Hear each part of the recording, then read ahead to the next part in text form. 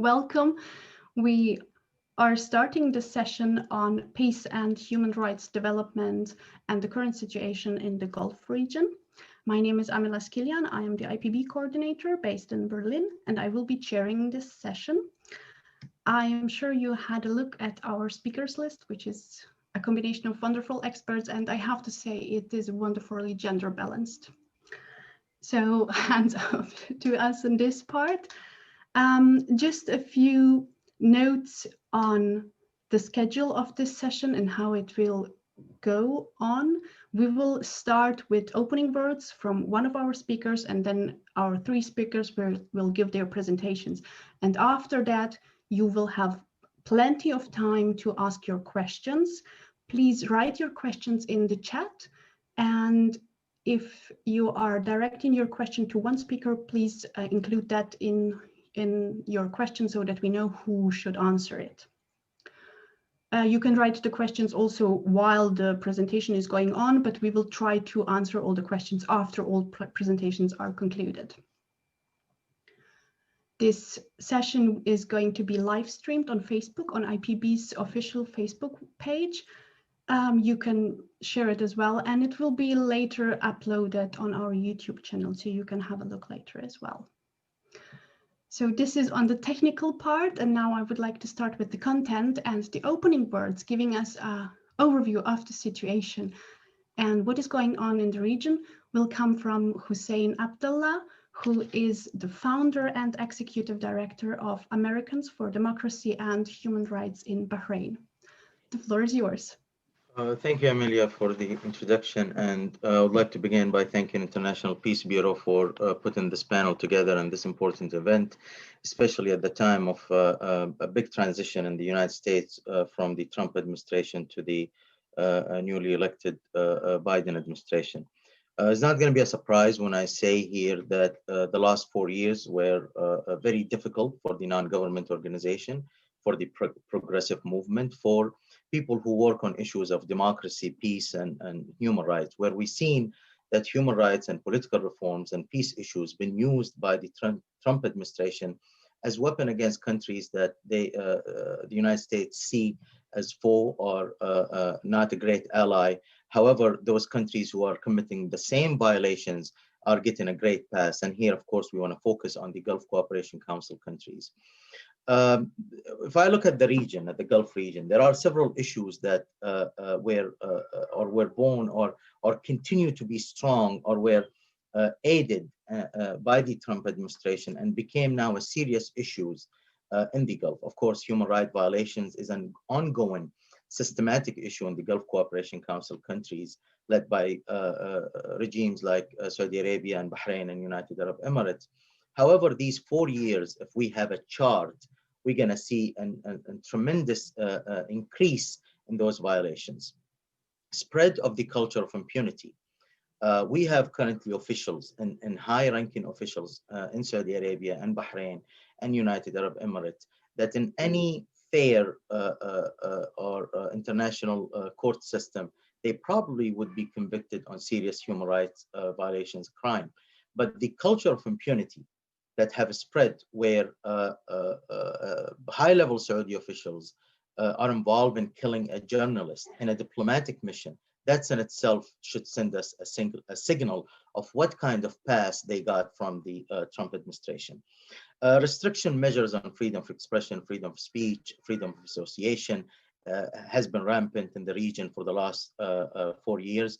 The war in Yemen in itself, according to Human Rights Watch, there are several war crimes have been committed during the Trump administration, whether bombing civilians or bombing schools or hospitals or wedding. The support of the war, the ongoing non-stop arms sale and approval of arms sale of countries, mainly Saudi Arabia and United Arab Emirates, and to some extent Bahrain, selling them or allowing them to purchase large cache of arms from United States have been a policy of this administration.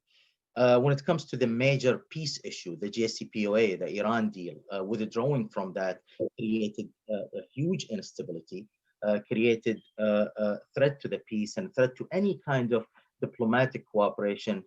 In other words, the crisis in the Gulf or the mistrust in the Gulf is used by many of these Gulf regimes to basically attack civil society and their own dissent. Now, there is a new administration coming. I think it's natural for us to feel some kind of hope. You have to, or you will not be able to survive. However, I think hope without reality, hope without check, will lead us to even a bigger disappointment. So I see lots of my colleagues and lots of non-government organization, people even in the progressive movement to some extent, are very optimistic. Now, if I measure that optimism, the only thing I can measure that against is Joe Biden's own record, the president-elect. So there are very problematic issues when it comes to Biden. On the domestic level, you have the crime bill that he championed during the Clinton administration. That's very concerning. That's one of the reasons you have lots of people in the progressive movement did not support him initially, or the Black Lives Matter doubted many of his current stand because of that horrible bill, the crime bill. Support for the surge. We don't see any strong opposition to arms sale. His vote for the Iraq war. Even currently, some of his major appointees, the progressive movement in the United States, and lots of non-government organizations not happy with his pick, whether it's for the Department of Defense or other major cabinet appointee he has appointed, including the State Department. So is there a room for optimism? Certainly. However, let's make sure that we know what reality is so we can actually have a plan to be able to influence. I think today we have an excellent panel of experts who will be able to tell us on the regional side in the Gulf what's happening, and also what kind of expectation we should have from the Biden administration, and where are the areas that we could work on when it comes to policies of peace, policies of human rights, and democratic reform in the region. Thank you, Amela. Thank you very much, Husain. This was, though very short, very concise, and I think we have a complete overview. I'll just sum up in maybe 3 parts. The first point would be culture of impunity. The second one, the crisis in Yemen, which is like the most horrific and terrible humanitarian crisis we have seen. The Iran deal, which is a big threat, or the collapse of the Iran deal, better say, and that all our eyes are turned to the new administration in Washington and the coupled hope. And I really agree, we should remain hopeful. Our work is based on it. But we should also keep a realistic approach of our hopes. Thank you very much. This leads me also to our second speaker, to Sarah Lia Whitson, who is an expert in human rights, especially in the region of Middle East and North Africa, as she was a former director of the MENA division of Human Rights Watch. And just before I pass the word to you, I'd like to mention that we in IPB are agreed not to use the term Middle East anymore. We call it West Africa. To Asia, I'm very sorry, but just as we want to not support the very European or Western-centric point of view. So we use the geographical term. Sarah, we are looking very much to your presentation. The floor is yours. Thank you. Just unmuting and thank you for having me. You've asked me to comment about the human rights situation in the Gulf region and also some aspects of American policy relations with Saudi Arabia and the Gulf. And, you know, the human rights situation in the Gulf region isn't just about a problematic domestic record. It's a highly problematic regional record. And that's why it also has outsized global attention. We have the big elephant and the tiny scorpion, Saudi Arabia and the UAE, or perhaps more appropriate for the illusion, Mohammed bin Salman and Mohammed bin Zayed. who aren't just focused on mass repression, mass surveillance, jailing and torturing of critics. In Saudi Arabia's case, kidnappings and executions of critics abroad. In the UAE's case, kidnapping and disappearance of uppity princesses. There's assurance that there's no political opposition, extensive discrimination against women, and that is the domestic profile of these countries. Much has been said about reforms in both countries, but they are indeed top-down diktats with no participation of their own civil society, truly disrespectful and exclusionary of their own citizens, which really represents the mindset of these unelected leaders who have no popular democratic legitimacy from their own citizens. Some notes on the recent reforms. The UAE announced a dramatic reform recently to allow migrants in the country to have the benefit of domestic laws on personal law matters like marriage, divorce, and child custody, effectively creating a two-tier system where Emirati women and children get the shortest end of the stick, continuing to be ruled by unjust discriminatory laws that are built into the personal laws that the government has now exempted non-Emirati women from. So imagine what kind of a reform that is for Emirati women. Saudi women are now allowed to drive, and the Saudi government has ended restrictions on women's travel. But the Saudi women who've spoken out for these reforms now get to be jailed and tortured just the same as men. So that is a new equality program that MBS has implemented. And I'll note that today, Lujain al-Hathloul is having her second hearing in terrorism court.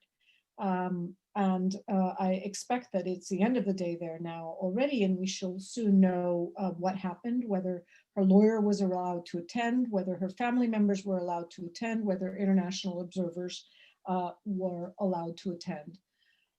But on the two-track, two-tier system that is now being mirrored in Saudi Arabia, who tend to like to copycat some of the things that the UAE is doing, it's also interesting to note the Neom, this so-called modern city that MBS is creating, is effectively promises to create a two-tier legal system for the foreigners it wants to attract, promising them that they will have a real system of justice and laws written on books, but not for the Saudi Arabian people, not for the Saudi citizens, because the Saudi Arabian government knows that it can't force that system on the rich people, the rich foreigners it wants to attract to live there.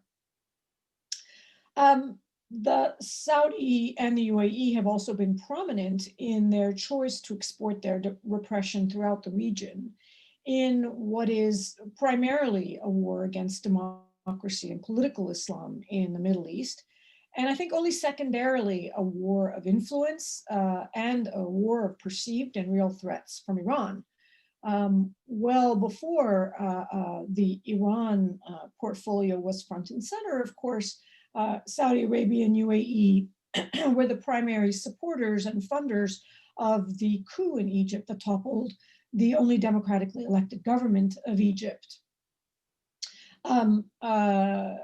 The UAE has, of course, made that a priority front and center in Libya in supporting warlord General Haftar, violating the UN Security Council embargo, establishing a base there and carrying out drone strikes. We have the threatened near invasion of Qatar, which was stopped only by the Secretary of State Rex Tillerson before he was fired.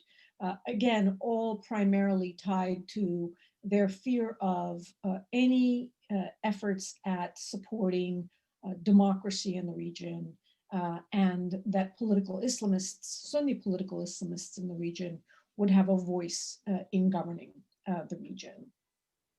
And on top of that, of course, we have the war in Yemen, which was just described, and the struggles, I would call them, in Lebanon and Iraq, where Emirati and particularly Saudi intervention has been more under the radar, but primarily geared at concern about Iranian influence in those countries.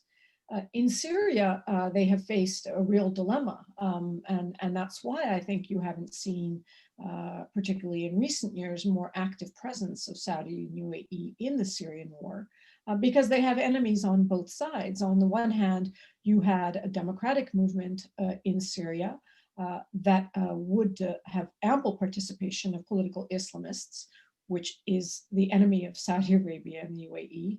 And you have the Syrian government and its close alignment, close alliance with Iran. So effectively, they were stuck between two very bad choices in Syria. As mentioned, certainly Yemen has been the greatest disaster of all, drummed up purely as a PR stunt for Mohammed bin Salman, and has now become a bit of a fait accompli in terms of pushing the Houthis to Iran for military help. With over 100,000 dead, the country in shambles, a humanitarian crisis fueled by the very cruel land, air, and sea embargo, we have a situation where the Yemeni people have been reduced to starvation and disease. So this is the picture we're looking at in terms of both the domestic and regional portfolio of human rights in the Gulf region.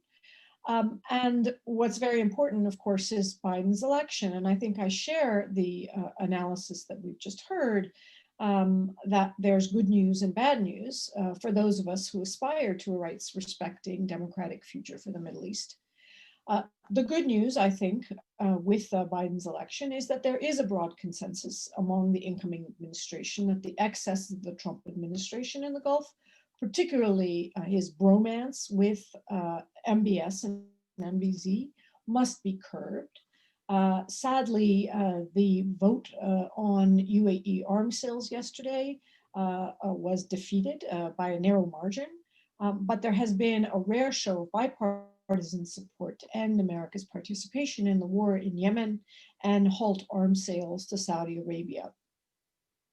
I think outrage over the murder of Jamal Khashoggi also helped fuel those arms sales votes against Saudi Arabia. Because Mohammed bin Salman was just too bloody and sadistic ruler to befriend, too impulsive, reckless, and destructive for the US Congress to want to arm. Biden has made clear and unequivocal promises to end arms sales and reassess the relationship with Saudi Arabia in particular, and that is good news. The second most important piece of good news, I think, which is at least as important as the first, is that a Biden presidency dramatically reduces the likelihood of war with Iran if we can manage to avoid that in the waning days of the Trump administration. And I think it's very clear with the recent assassination of the Iranian nuclear scientist, among other actions, that there are parties who are actively seeking to trigger a war and fighting with Iran. But Biden has said he will resume the JCPOA nuclear agreement and push for a regional dialogue.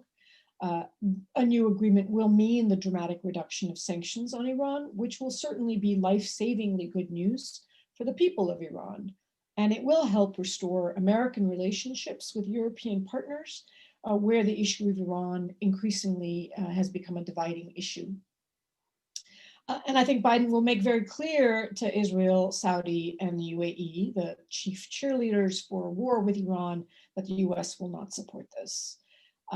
Avoiding a new war in the Middle East is critically important to human rights in the Middle East. First and foremost, the people who would suffer under a war, including Israelis, Emiratis, Saudis, and Iranians, whose men, women, and children have the most to lose if bombs start flying across the region.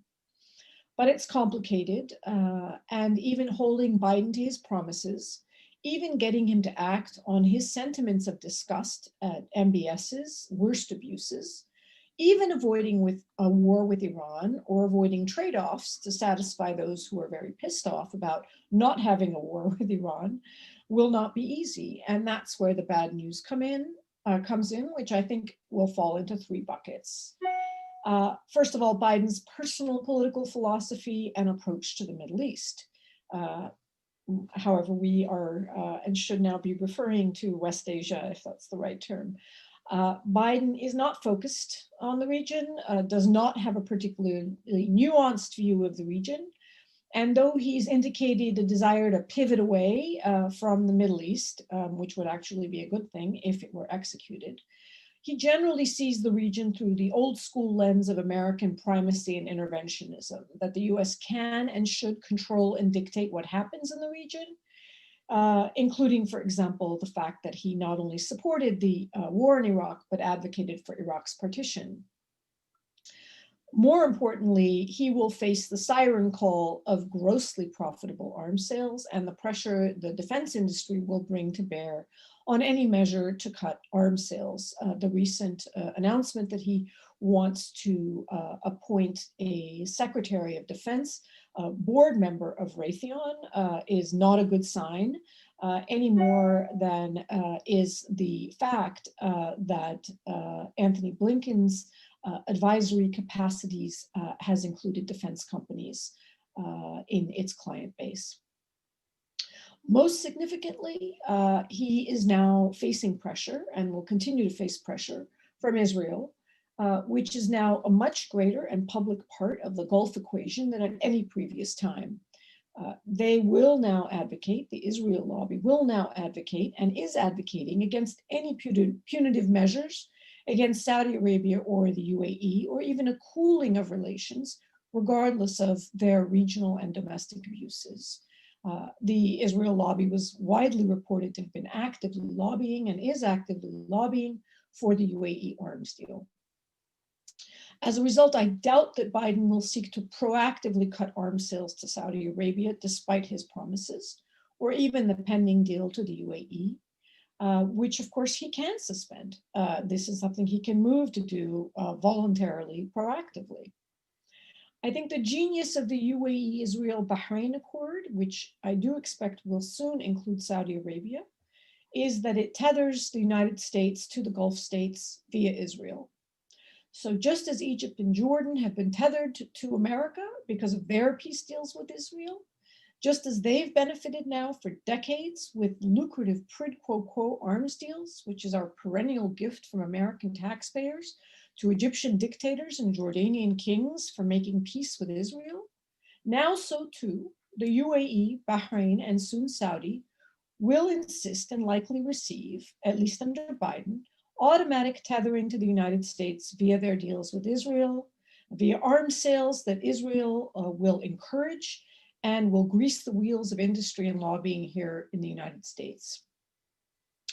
The UAE, or rather MBZ, because this was really a one-man deal with Israel, didn't get anything for the Palestinians, of course, and it didn't just get arms as part of the unwritten part of this Abraham Accord, though we know MBZ loves his big bombs. What MBZ really got, what the UAE really paid for, or used their Palestine chip to pay for, is the unbreakable tie to the United States and US protection via Israel. This relationship is only buttressed by the loyalty and devotion to Israel that Biden has loudly professed, promising that our ties to Israel are unwavering, unshakable, unconditional, you name the Biden has promised it. And so I don't think that Biden will veto legislation to ban arms sales, but I doubt he'll proactively seek to make it happen. I think it's very important to emphasize that there is no principled difference. There is no principled reason to oppose arms deals to Saudi Arabia, which we have bipartisan congressional support for, but not to UAE or Israel or Egypt. They are one and the same. Their abuses, their repression, their war crimes are matters of degrees, and they have made it increasingly clear that themselves that they are one team with one mission. Just finally, even on an issue as narrow and apparently limited in scope as Jamal Khashoggi's murder, I don't see Biden taking aggressive, proactive steps despite his promises, although I hope, very much hope that I'm wrong. We have pending this Department of National Intelligence report, CIA report about Jamal Khashoggi's murder. There is a lawsuit from the Open Society Justice Initiative that Dawn, my organization, is supporting to force them to disclose this report that Congress demanded that they disclose, but they've refused to disclose, claiming the information and release of the information would harm the national interest. Will Biden on January 20 sign an executive order that it be released? Will he voluntarily, proactively move to fulfill his promise for accountability for Jamal's murder, which this report would be a very important element of? I doubt it. But will he block its release in the face of this ongoing lawsuit? The release will put him in a very difficult situation. The ramifications of a public report documenting exactly why the CIA concluded that MBS was responsible for Jamal Khashoggi's death will put ongoing relations with MBS in a nearly impossible situation. But I think that will be the very first practical test that Biden will face. So that's the good news and the bad news as I see it. And I look forward to discussing this with you. Thank you very much, Sarah, for this insightful input. I actually don't know where to start. It is just a complete overview of the domestic and regional portfolio. And I was first going to say that I'm very happy that you concluded with the good news, but then you started with the threefold bad news. But I'm very, very happy that you addressed and stressed out the importance of arms sales and arms exports, and though only from the US side, but the Europeans have also their share in that. So maybe we address that a bit later. So now we got a complete overview what is going wrong and what we can expect. And our next speaker can tell us more about activism and how can we actively join in movements or being part of something which goes in a better direction to fulfill our goals. He is Saeed al-Shehabi, and he's a political activist, a journalist, and a member of the Bahrain Freedom Movement. And he's going to tell us about activism on peace and human rights issues. The floor is yours. Thank you very much. It's a pleasure to be invited to address this glorious meeting. And I am moved by the intervention and the introduction by Sarah, which definitely has given us an overall view of the situation of the possible American reaction to the region. But in my case, I am going to just give an overview of the situation in the Gulf as a person from that region, as a person who has struggled all my life against dictatorship, and as a person who, like many other thousands others, have paid some price, not as big a price as Jamal Khashoggi, but as big a price as many who are in exile, whose nationality has been revoked, who have been sentenced to life imprisonment, and so on and so forth, whose computers have been violated and privacy have been threatened, and life generally, whose life generally has been disrupted now and then. Now, we are talking about peace in the Gulf, peace and the human rights in the Gulf, which is a very nice attempt to connect the aspiration to achieve peace with the ongoing situation whereby human rights, as Sarah has mentioned, have been systematically abused for decades. We have been struggling, as far as my personal experience tells me. I've been going to the streets since 1965, when I was 11 years of age at that time. Until now, there has been no change. There have been numerous American, British, European presidents, prime ministers, Arab also princes having come and gone, but the situation has remained both in terms of human rights and democratization as stagnant as ever, as backward as ever. Peace is what our people have always aspired to achieve. Me, like any one of you, would like to see peace in our region. But have we got peace? The problem is that we do not have that real peace that put your mind and soul at peace and at rest. We know that in that region, the peace is shattered by many players, whether it is the peace of the individual who does not feel secure enough to express his view, where you can go to jail in Bahrain, for example, for up to 3 years or 5 years for expressing your view, or you may be sentenced to death because you have participated in a protest against the regime. Or you may, if you happen to be a woman, you can even be subjected to sexual harassment and probably rape. And you can only go and view the documentary that was published less than 1 year ago by the BBC in April this year, sorry, and it's called "Breaking the Silence," where two former Bahraini women prisoners testified to their sexual the crimes against them that includes sexual harassment and possibly rape. So you could see that for yourself documented. So the piece of us as individuals has been compromised. The peace of the region has been compromised. The foreign presence is there, and that is another threat to peace, because when you happen to have a lot of foreign military presence, when you have bases, almost every GCC country in the Gulf has got an American or British base, then the likelihood of confrontation will always be there, and then you live in situation whereby war appears to be imminent at any moment, especially when the rhetorics become so much.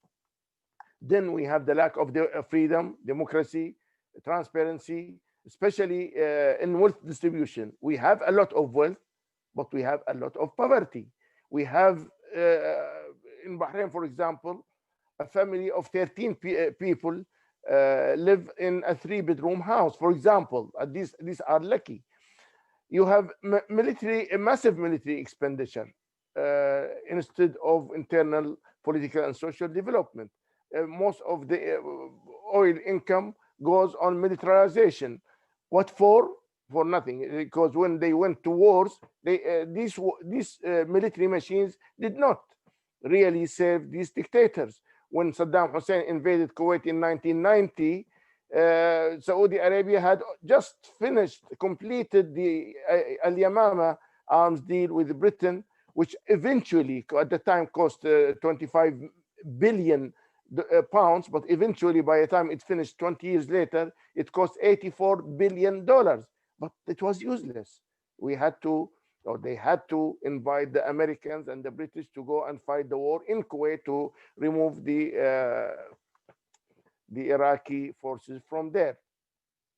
So this is why the peace in the region is just not there. In the past 40 years, we had four major wars. We had the Iraq-Iran war between 1980 and 88, 8 years of war. We had the Kuwaiti war in 1991, when the Americans and the British and the allies came also and waged one of the biggest wars in recent memory.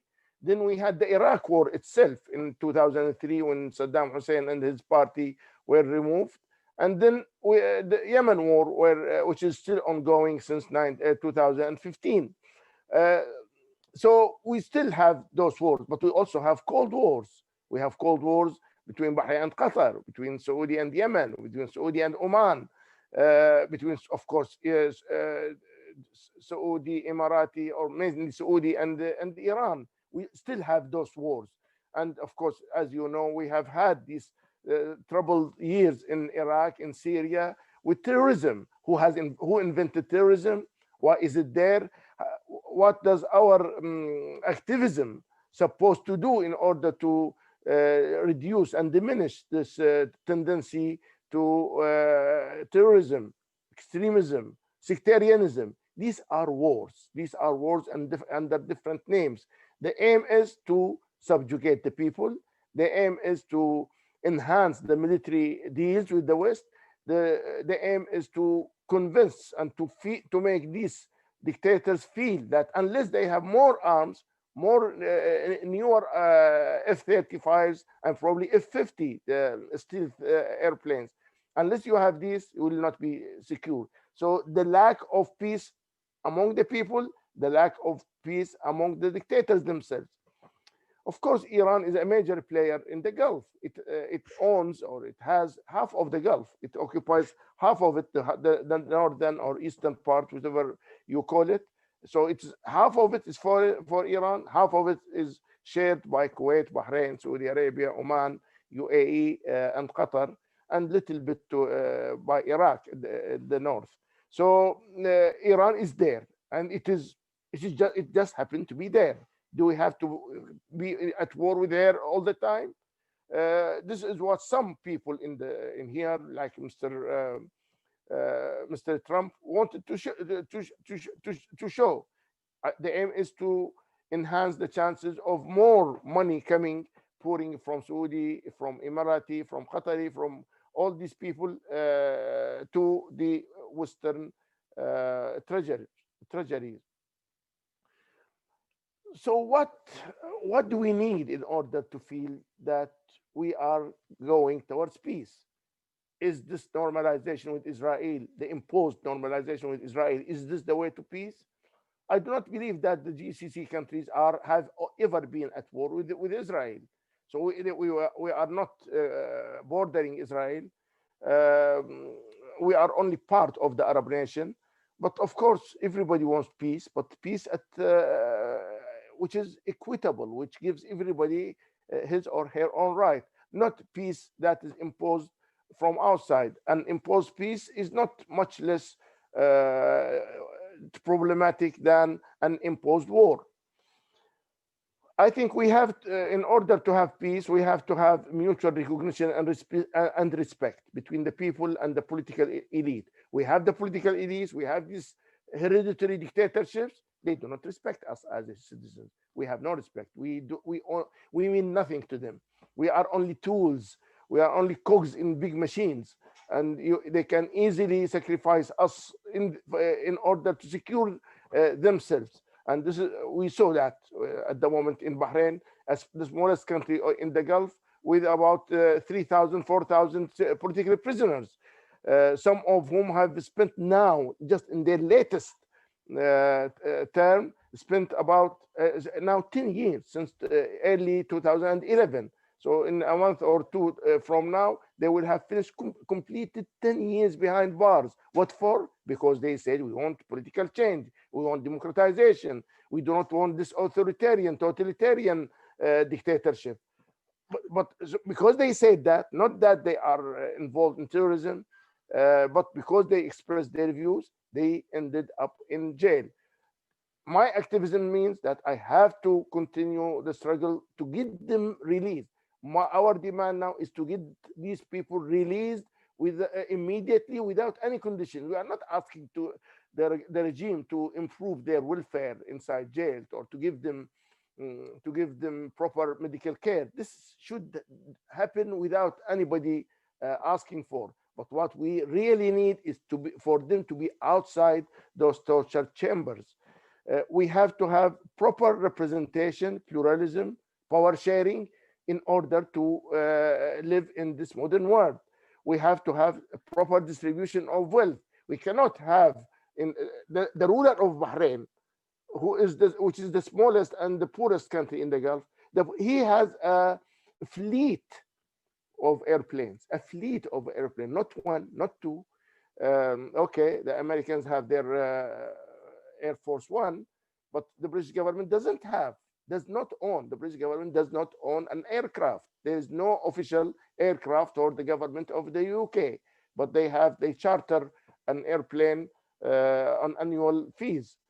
But our ruler has a fleet of airplanes. Not only that, but he has his own airport in the south of the country at Isa Air Base.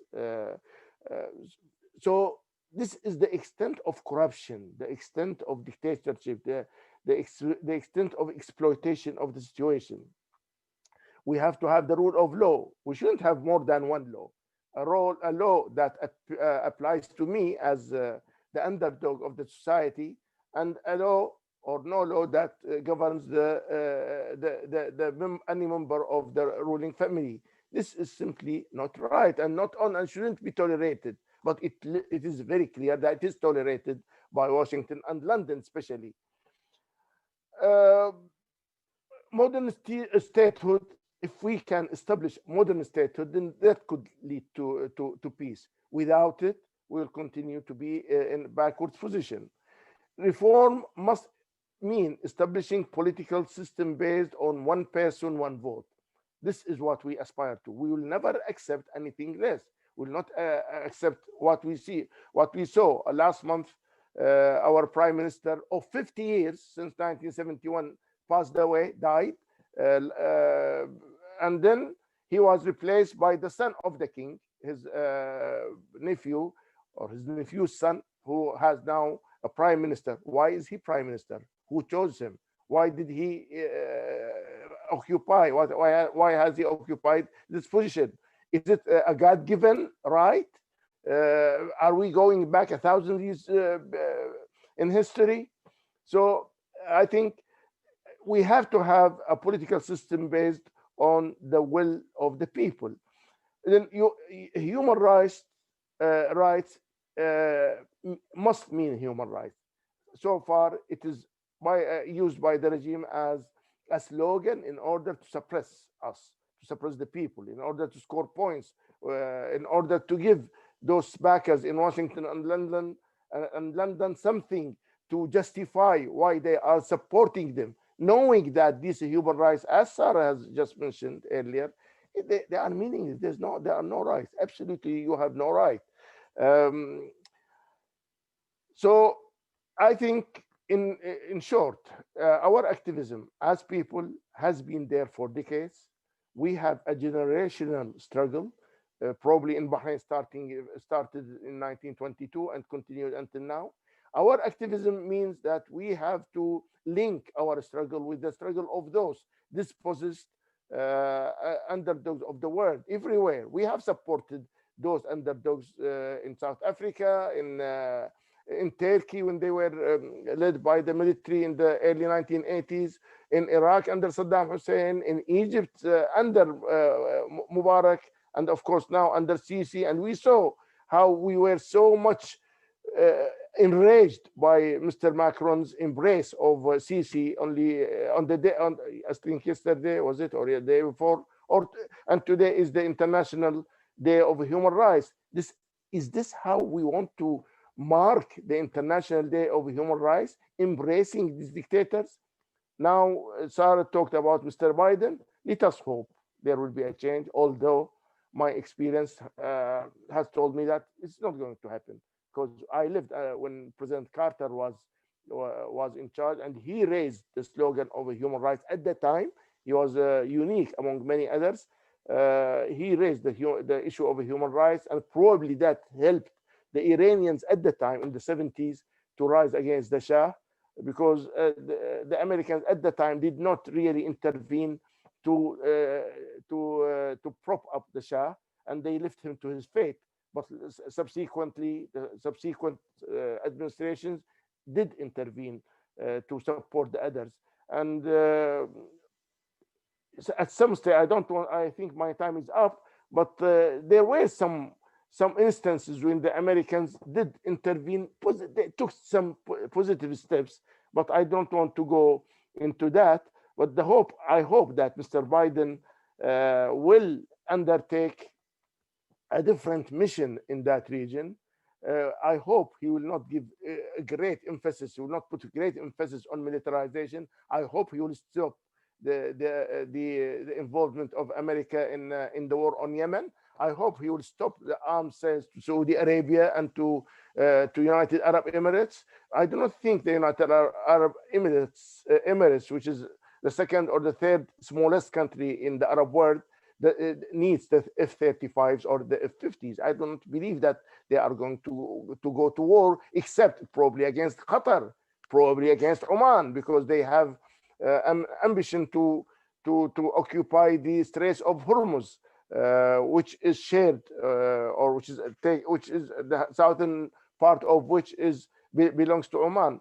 So let us all have positive note by hoping that all this international feelings towards Biden versus Trump will translate into better American approach to the Middle East, and especially to the Gulf. If the Gulf becomes better, at this moment of time, probably the Arab world will become better. But as you know, most of the other countries of the Arab world live under authoritarian rules.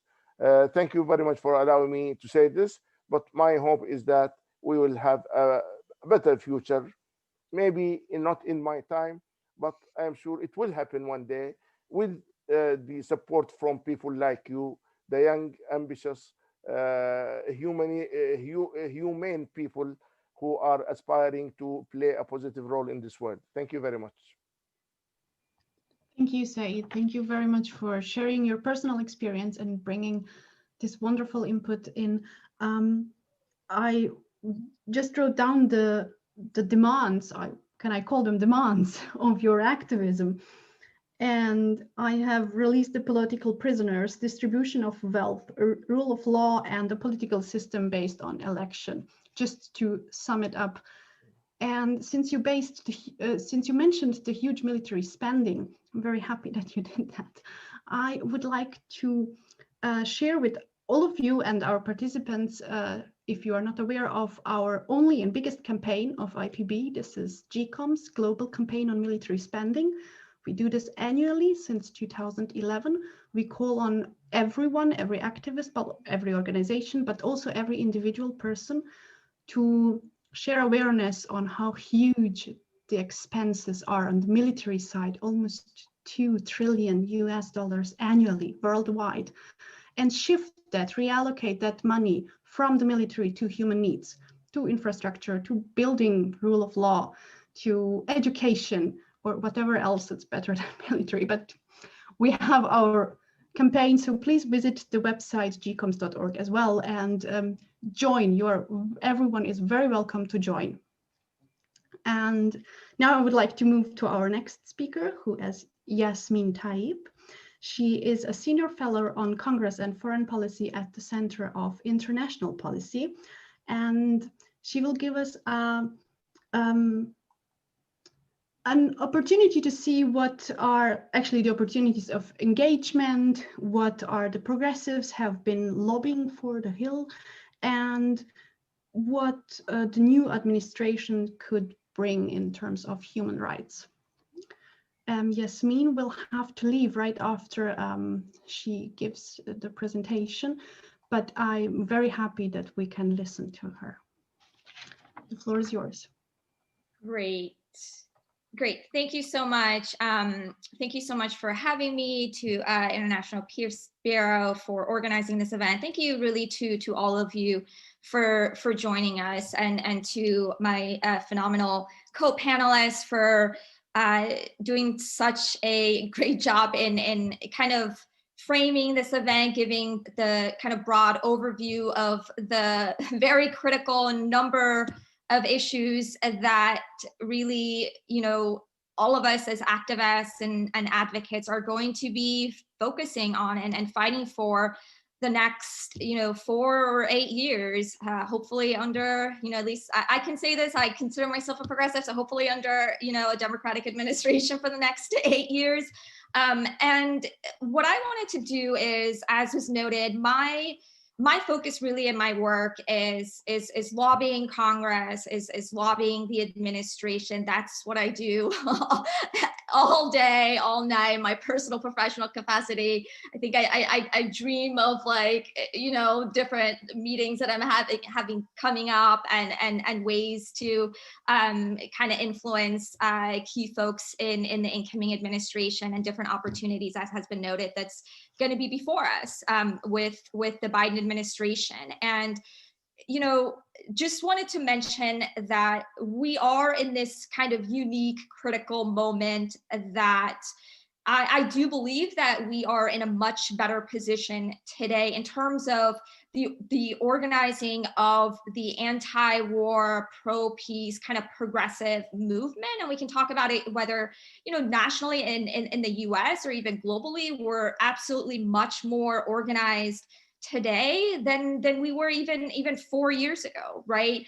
So these past 4 years, just because of just the enormous assaults on all of our communities in the US, whether it's been, you know, our Muslim American, you know, neighbors, our immigrant neighbors, communities of color, whether we're talking about the LGBTQ community, we've had so many just attacks launched against all of us under this outgoing administration that it's really prepared us for you know, ways to be able to engage and be able to advance on key issues and priorities that we are going to be emphasizing and again, prioritizing specifically in the first 100 days of the incoming Biden administration. I can kind of maybe quickly go through some of those key asks that the progressive community has been focusing on and what,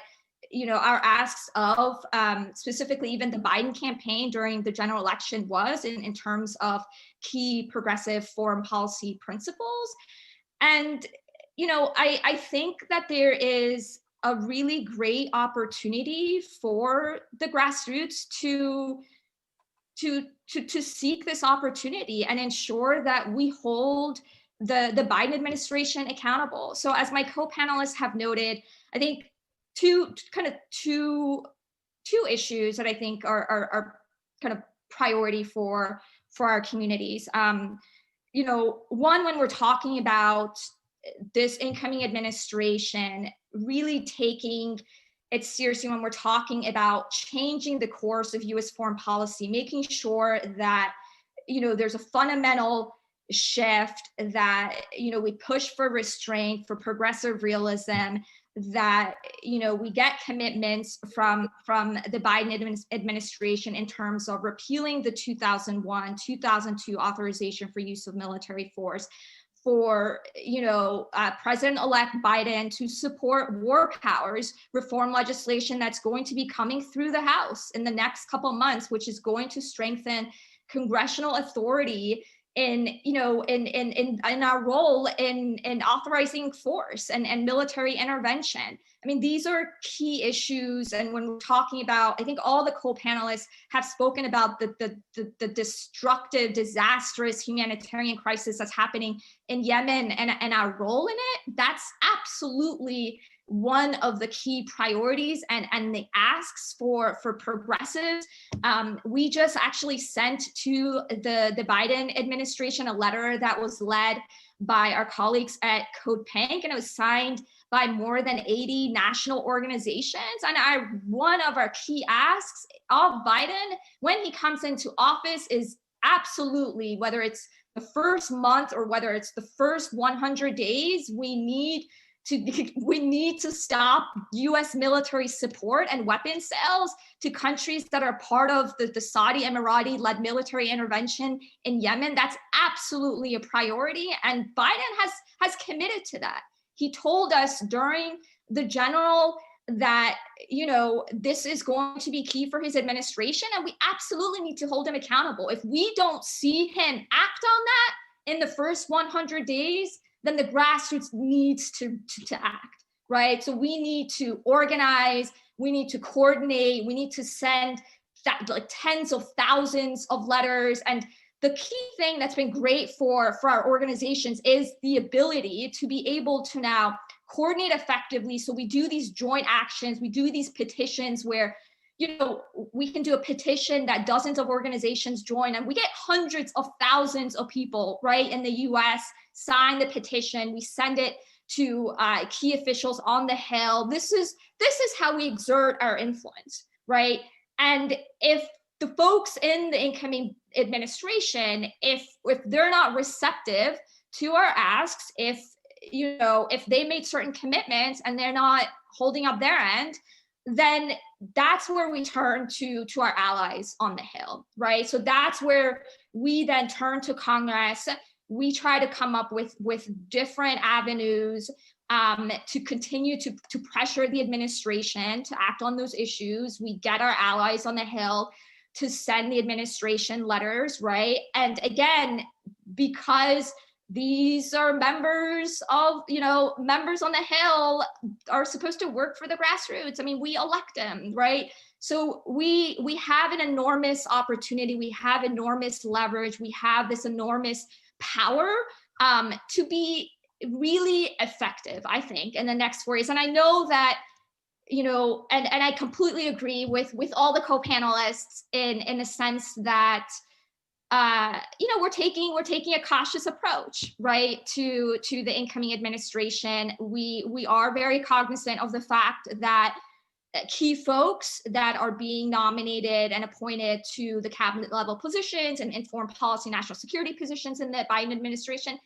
they're pretty, establishment, same names and faces we've seen, right, that were active in the Obama administration. And one of the asks of our movement, I would say, of progressives broadly, and we're not a monolith by any means, but I think, I can say consistently, our organizations have said that we don't want to simply go back to the Obama years, right? We don't. It was that administration also, the amount of drone strikes that were administered, our endless wars, the rampant military, bloated defense budget, right? That's not our goal, is to simply go back to the status quo and what was happening during the previous Democratic administration. And the Biden team knows that. We've made that very clear to them. There's been also mentions of needing to realign our resources and priorities in terms of pushing to cut the bloated Pentagon budget. That's also one of the top priorities for so many of our organizations. And we literally yesterday just had a number of the advocates. We had a meeting with Representative Barbara Lee and Representative Pocan, who are kind of leading this fight in the House for us and trying to strategize and figuring out a way to get more support for their amendment next time around, to cut the kind of top line, the Pentagon budget by 10%. And I think these are all opportunities that are going to be key and critical. JCPOA was also mentioned. The community that has been pushing for diplomacy with Iran is starting to aggressively organize again. They're getting ready to ensure that even though Biden, yes, has committed to re-entering JCPOA in the first 100 days, it's key for our community to nonetheless be coordinated and organized and continue to pressure the incoming administration so they know what our communities care about. We're talking about organizations, hundreds and hundreds of organizations in the US that represent millions, tens of millions of people, right, across the country. And this has been noted, that are calling for, for us to end our forever wars, and prioritize the domestic needs. And this, again, has been noted. It's not a partisan issue. We work with conservative offices. We're talking about, an issue that the vast majority of Americans care about. They're sick and tired of us meddling, in the Middle East and engaging in military interventions everywhere. And, I think that especially given what we've kind of dealt with the human rights abuses, violations of international law under this outgoing administration. I think that has given us this really phenomenal moment to take advantage of. And the only kind of ask, or I guess like advice and suggestion I have is, kind of be optimistic, seize the moment. There's a lot of fights ahead of us, as again has been noted. Whether we're talking about AOMF repeal, whether we're talking about war powers reform legislation, whether we're talking about legislation that would even change the way we do these arms sales, making sure that we require congressional approval for weapons sales, making sure that we insist on the Biden administration that they prioritize human rights, right, in our foreign policy, and making sure that specifically with countries that the U.S. has leverage and this kind of moral responsibility to our provision of military or economic aid, that we're not providing any sort of assistance or military assistance or aid to countries that have rampant human rights abuses or violating like systematic human rights violations. It's a no-brainer, and these are issues that we need to continue to emphasize with this incoming administration, regardless of how we feel about whether they're going to listen to us or not, right? They can't ignore, hundreds of thousands of folks, making calls to the White House or sending them petitions. The Hill certainly can't ignore that. So yeah, I guess my basic kind of simple ask is, do what you're doing. Thank you so much for joining this webinar, and let's do everything we possibly can to at least hold this incoming administration accountable, and at least to the commitments that they've made to ensure that we're prioritizing human rights in our foreign policy. Thank you. Thank you very much, Yasmine. And thank you for ending the panelists' presentations with a more optimistic view. I really hope you I hope you have success in all your asks, and thank you very much for presenting all of them. I think it gave us all a bit of push to engage and to be more active, at least on this part. I also wanted to thank you because I know that you have to leave. So thank you very much for your presentation. Usually I'll do that at the end, but your thanks comes now. Thank you very much. And thank you for joining us and for your time. Great, thank you so much. So now I would like to open the Q&A session, questions and answers. And I know that there was a first question during Saeed's presentation.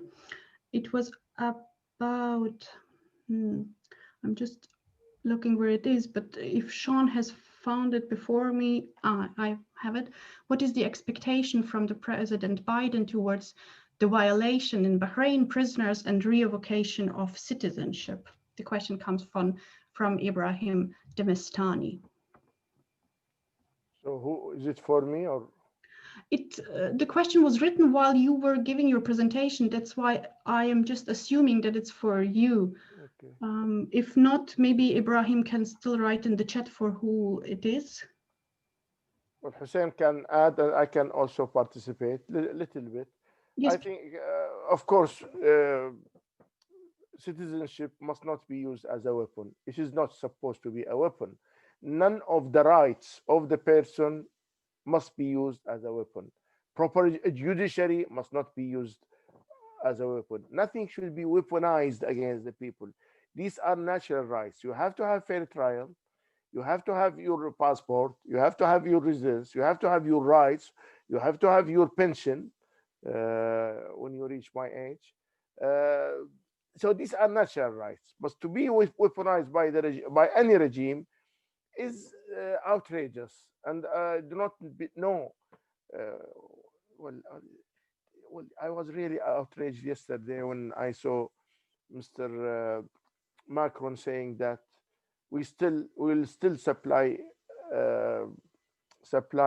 Egypt with weapon, although they they have bad record of human rights. My problem with the issue of human rights is new. I didn't have problem with that before, until recently, when I realized that the Western countries who have really worked hard after the Second World War to establish and to reach at this huge culture of human rights awareness, suddenly gave their back to these human rights and just threw them away. I think democracy and the human rights were used against the Soviet Union during the Cold War, and after 1993, they simply gave them up. Today, human rights mean nothing. But what do I expect from Mr. Biden? Of course, I expect him to go to his ally and tell them, look, we cannot continue normal business with you if you put somebody behind bars for 3 years for saying I am against the war on Yemen. This war is outrageous. Stop it. You must. I cannot agree with you for putting now about 4,000, 95, 96% of whom have committed absolutely no crime, nothing that can be punishable by law, just because they opposed or they demonstrated, they protested. Of course, those who violated the law, yes, by committing violence, you can put them in court. But otherwise, you must not weaponize everything you have, including citizenship. I expect Mr. Biden to tell the ruler of Bahrain, look, you must give back every Bahraini his citizenship. That's it. His or her citizenship. That's it. There are no ifs or buts and negotiations and compromises on this. These are human rights. Human rights must not be put for compromises. So this is what I would expect. I would expect them to tell Mr. Biden to tell him that we want our allies to be stable, and they can only be stable if do a degree of civility. If they adopt a degree of civility. Look, for example, at Kuwait. Kuwait do not have real democracy. I would call it pseudo democracy, but still it is helping to stabilize the country. There are some people who are elected, some people who are defeated, and then at the end, some people who criticize this and that, but they do not go to jail just for that.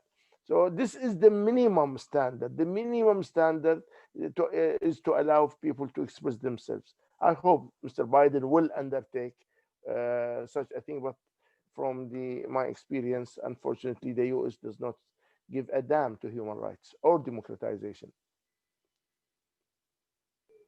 Thank you, Saeed, for answering this question. There is another one for you, but before that, there was one for Sarah. I don't know whether you have seen it. I'll just read it out loud. To what extent can we expect that the Biden administration will decide to undertake a more feminist foreign policy towards Gulf countries due to Kamala Harris' role as the vice president?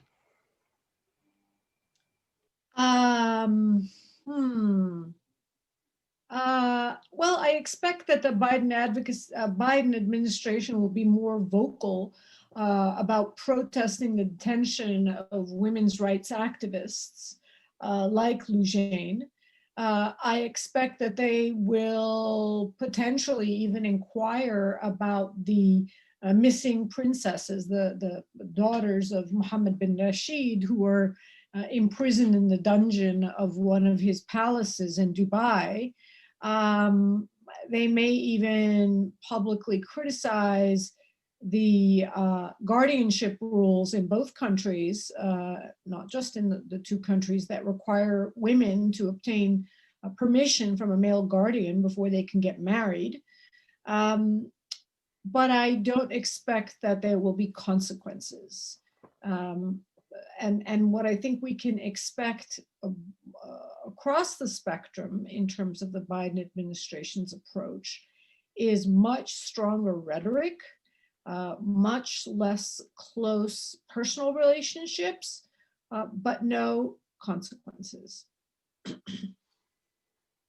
Okay, thank you very much. The next question was again for Saeed. I'll read this part. Dr. Saeed, thank you very much for your presentation. As you say, the situation hasn't changed in decades despite different leaders and foreign administrations.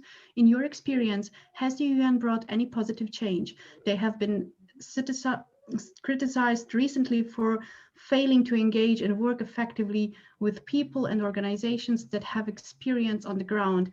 Is this something you have experienced? I have always hoped and written for a role for the United Nations. Again, the United Nations has been marginalized.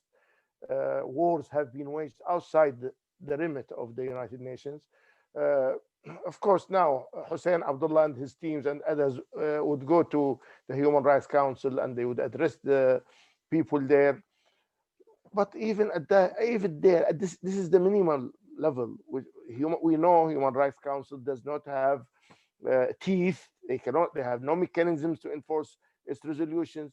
Yet even that is being nationalized by the Saudis and the Bahrainis. And we know that the Bahrainis now are there to putting themselves as candidates for the presidency of the Human Rights Council. What a sham! What a sham! What a shame! How can you allow such a thing? We have hoped that countries with with dismal record of human rights will not be allowed to join as members, let alone to lead the Human Rights Council. So the United Nations, look, many things that happened after the Second World War was good. Many things were good. But then gradually they were emptied of their content.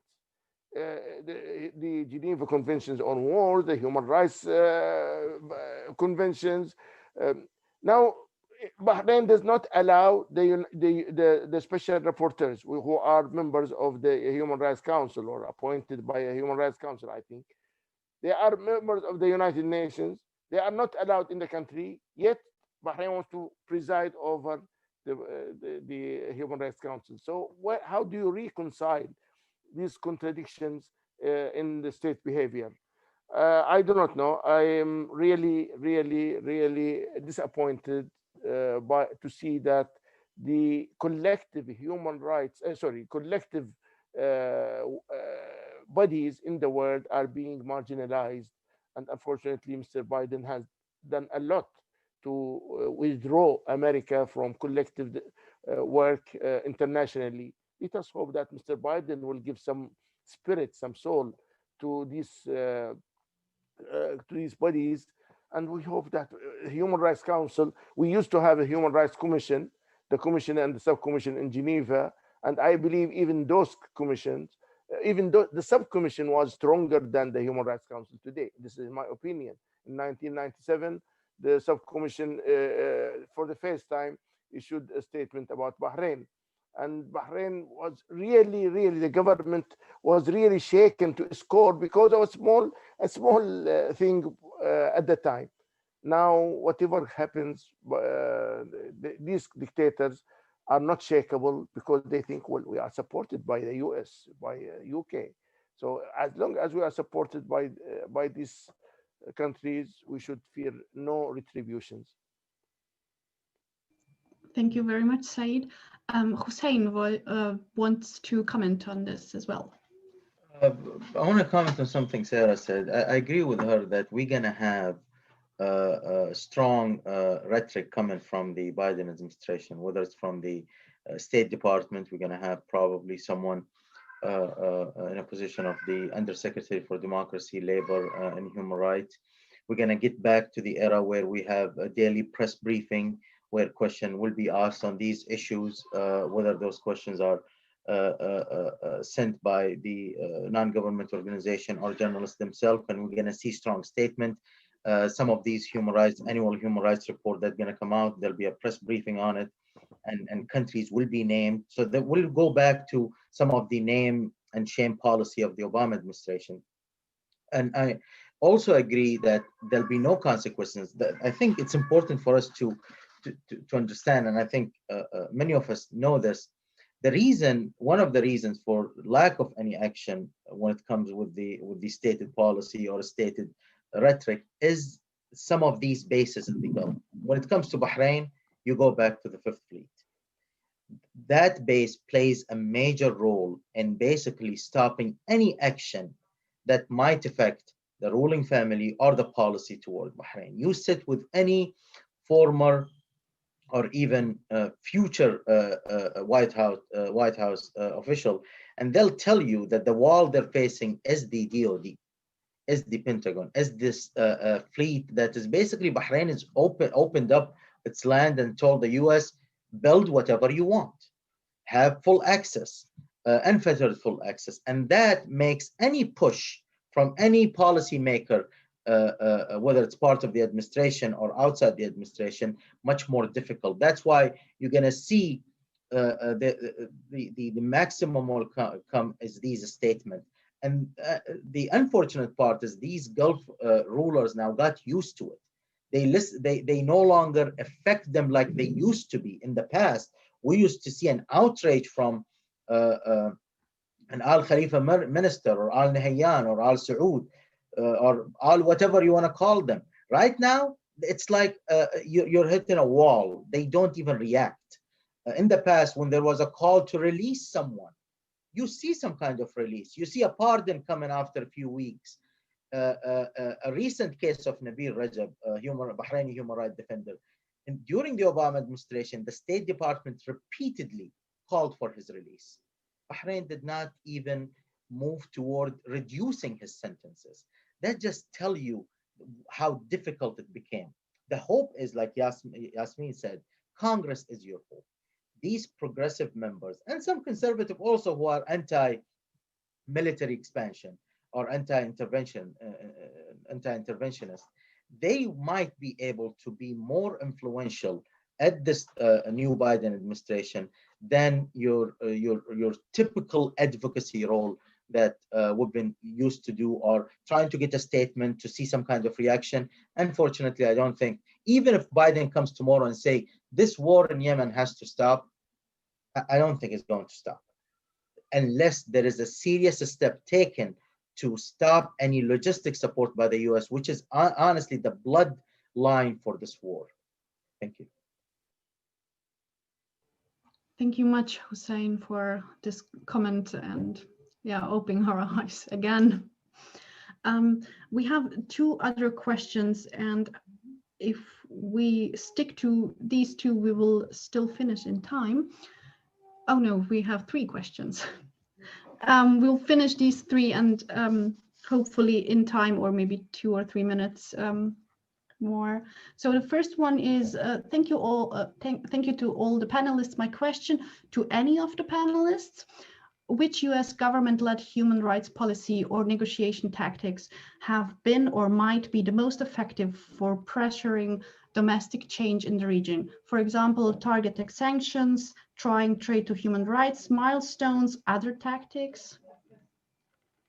Sarah can answer. I think Sarah just wanted, Yeah, I perked up there. I would say that these human rights tactics don't work, and that I think we should avoid having this notion of conditionality or pressure or leverage, and worse, sanctions, which are actually a form of warfare, as human rights tools, because we delude ourselves into thinking that they're human rights tools. And they simply don't work. Even when they're imposed, they're typically waived or, as Husain was pointing out, ignored. The advocacy that I think progressives should be calling for and insisting on is that the US stop doing bad things. So let's not worry about whether Egypt is violating rights, and what the US can do to get them to stop, and whether Saudi or Bahrain are violating rights and what the US can do to pressure them, because that assumes that the US is a benevolent actor that has an interest in pressuring any of these governments to stop their abuses. I would instead argue that we should demand that the US stop carrying out its own abuses, stop contributing to the abuses of these governments, not because we want to pressure them, but because the US should stop committing abuses, period, or full stop. It has legal reasons not to do that. It faces legal liability and legal prosecution even for its role in the war in Yemen. That are the primary and independent reasons for the US to end its abuses in the region. And providing military support to Israel and Egypt, selling arms to Saudi and the UAE, these are examples of the US committing human rights abuses, contributing to abuses, just as a sanctions policy that on Iran and now on Syria are a form of human rights abuse because they are harming the civilians in these countries. So I think that the narrative and the argument has to shift away from these self-defeating calls on the US to quote unquote pressure or leverage its arms sales for some kind of human rights change. Thank you very much. And I'll just jump to the next question, looking just at the time. This one is for Saeed. Thank you for your contributions. What are the likely consequences of the GCC countries changing their environmental policies with regards to the human rights of GCC citizens? Well, I believe that my principle is that oppressors cannot and dictators cannot respect the human right. You cannot make human rights respected under dictatorship. No dictator in the world will ever respect the human rights because it means that he will allow people to criticize him. He will allow people to congregate, to go, to protest, to demonstrate, and these are against dictatorship. So they will. So if you want to improve human rights in the world, in any country, you have either to change the political system if it is a rotten one, like the ones we have in the Gulf, or if they are democratic, semi-democratic, you can put some pressure on them. But I think if the whole America puts every war machine against the Saudis and ask them to improve human rights, they won't do it. I do not believe that dictatorship and the human rights go hand in hand. Now, will the Gulf dictators, the regimes improve human rights? Well, I haven't seen there. Definitely, there is a difference. There are differences. People who live in Kuwait, definitely, the extent of repression is slightly less than those in Bahrain or Saudi Arabia or Emirates.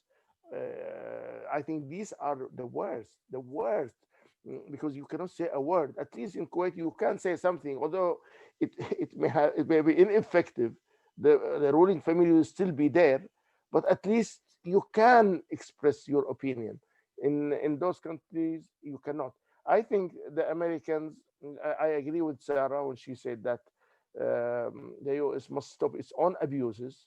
But what about the UK? The UK now is allowing MI5 agents to commit crimes. They say officially they can't do some criminal activity. I think we have to. The problem with human beings is that they do not stick to principles. We don't have values. We do not have principles. There is always a leeway to compromise on principles. Well, it's maybe better if we do that. All these countries, the UK and the US, they say it is better if we engage with those regimes. When we engage with them, we are more effective. It's better than expressing an outright condemnation openly. But in our meetings, we do raise the human rights. They always say they raise the human rights, but in what form they raise it? If it is Sarah Whitson raise it, it will be in a different context altogether. But if it is Mr. Biden or Mr. Obama does it, he will say it totally irrelevant and meaningless way. Just one point I remember now, when to show how important is the US stand to human rights sometimes. In 2011, during the Arab Spring, I think some Bahrainis were meeting in Pearl Square, and then they were they were attacked by the regime forces. And President Obama at the time said one thing. He just said one sentence: the Bahraini government must allow peaceful expression. That's it. He only said that. Immediately on the same day, they pulled out the tanks and the armed forces from that square, and the people went back again. But then, of course, there was a lot of pressure on Obama to keep quiet, and then later another attack on them finished the whole thing a month later. So in 1996, Mr. Clinton sent a letter to the ruler of Bahrain during the uprising of the 90s. Between 94 and 2000, there was an uprising.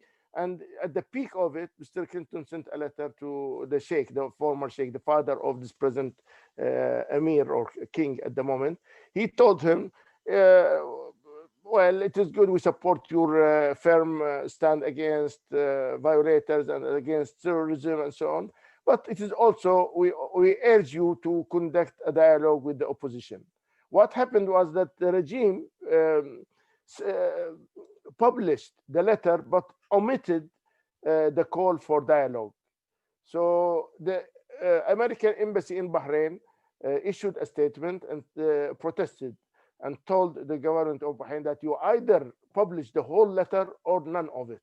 That is a good thing to do at that time, but nothing much.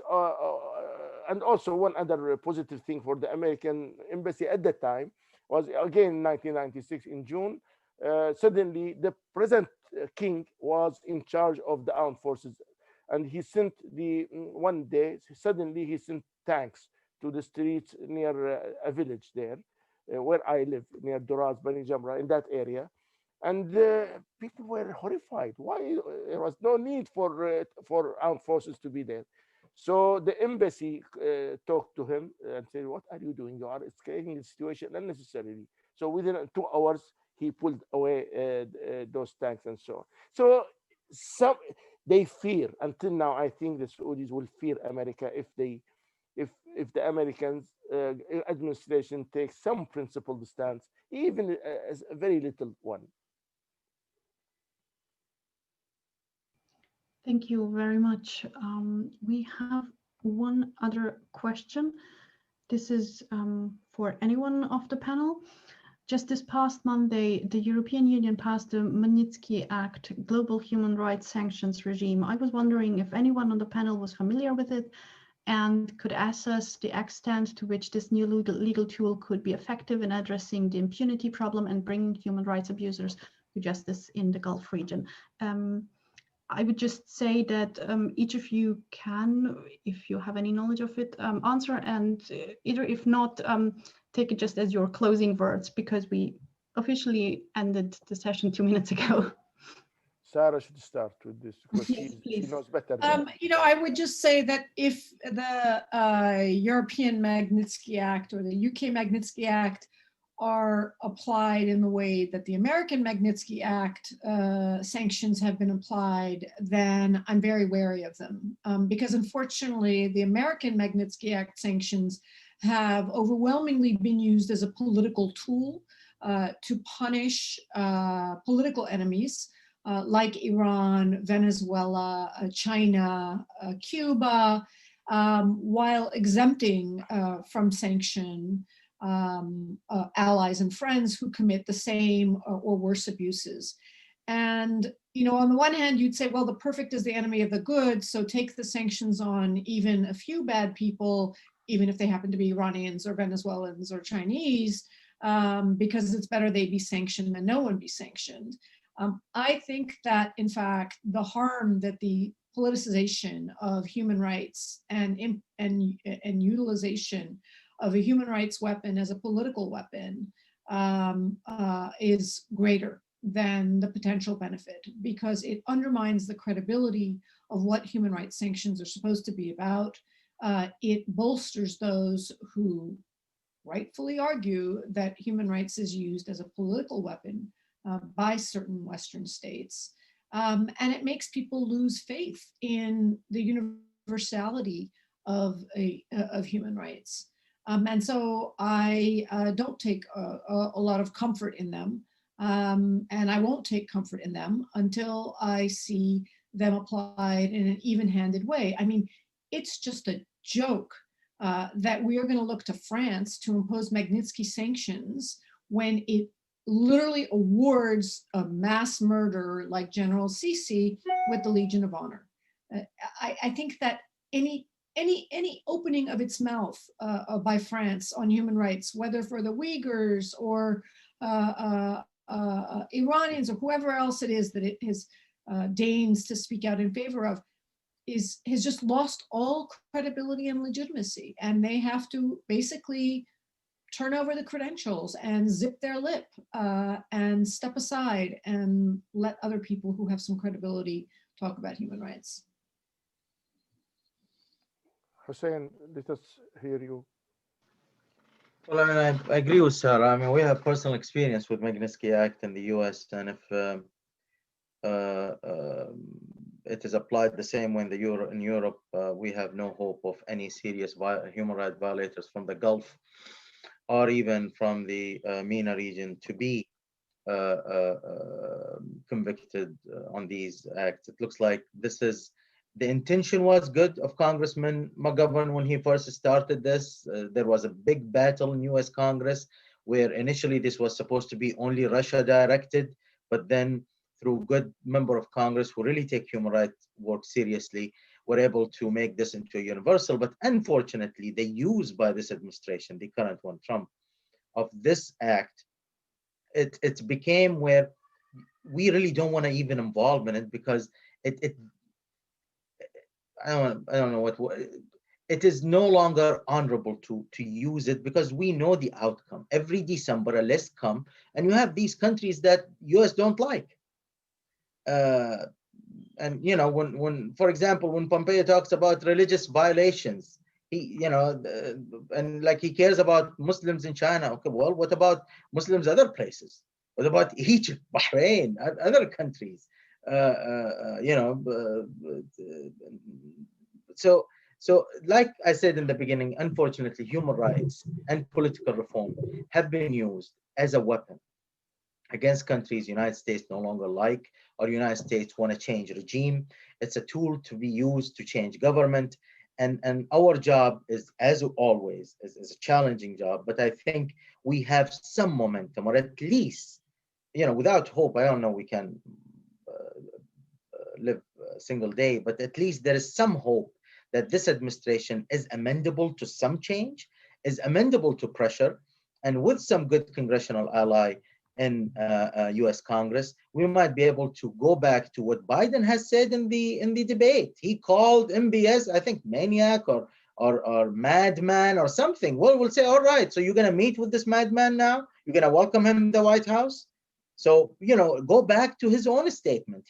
I think he said things right now. Probably his advisor telling him, I wish you did not say it. So these are the things we need to go back and say, hold on, you have said this. You have made that statement. You called the war in Yemen a humanitarian disaster. All right, so you're going to continue giving logistics, satellite imagery, counterterrorism operation. So there is lots of work to do, but I think you know, the hope is that we might be able to make some inroads into the new administration or into some policy that will be much better than the previous last 4 years.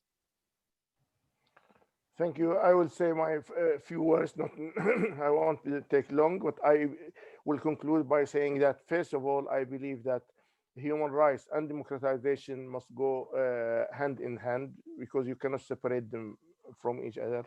And this applies to the Gulf region. And I hope the West will come to the conclusion that you cannot continue supporting and propping up dictatorship in this way.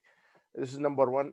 Number two, I will always have hope that things will change.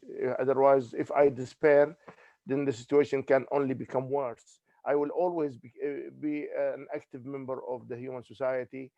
I will always try to help not only my own people, the people to whom I belong, although I have been away from them for almost 50 years.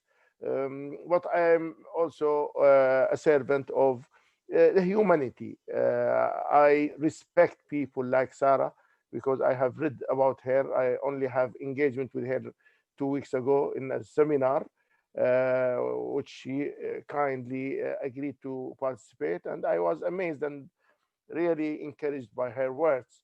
But there are many good people in this world. This world is full. Majority of the people of this world are good. There are only the minority who are selfish, who are too materialistic. But I look at these faces in front of me, and I just they fill me with hope. And this is why I am hopeful that our future will be better if we continue our solidarity and love, mutual love to each other as humans, as members of this planet. And with these words, I thank you all for your participation. Thank you very much, Saeed, for concluding this with such a message of hope. I would like to thank all of our speakers, Yasmine, who has left, but all the three of you, for your inputs, for all the information you shared, even your personal experience, for the time you invested in this.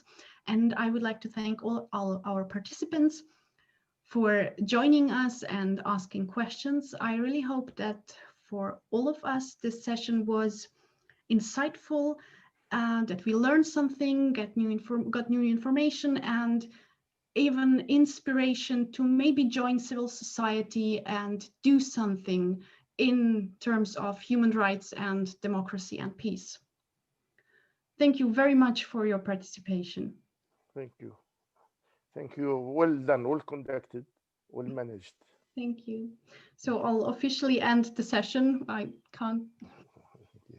Thank you. Bye. Bye-bye.